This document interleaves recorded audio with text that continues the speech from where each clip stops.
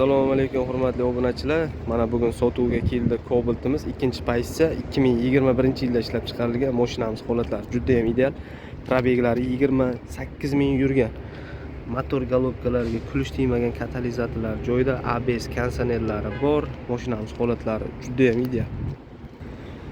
Mashinamizni holatlari bilan tanishtiradigan bo'lsak, mashinamiz juda ham zo'r minilgan, bir qo'l egalaridan.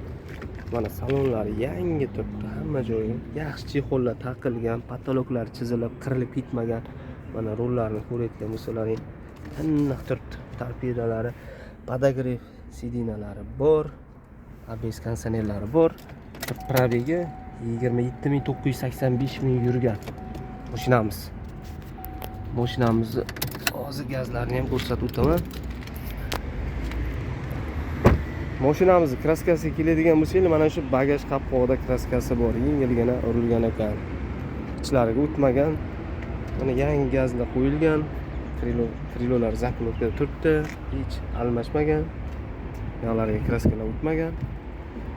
Mashinamizni tan narxini sizlar uchun 128 million etib belgiladik.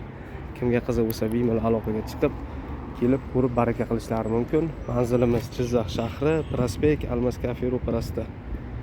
Mana sizlarga probeg kam yurgan, ideal. Hamma joyi radnoy, farlarigacha.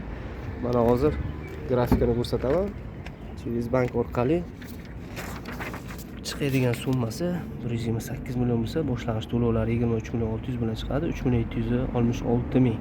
5 yilga 4 yilga 4 million 245 mingdan chiqadi. Mana shu nomerlarga aloqaga chiqishlaringiz mumkin.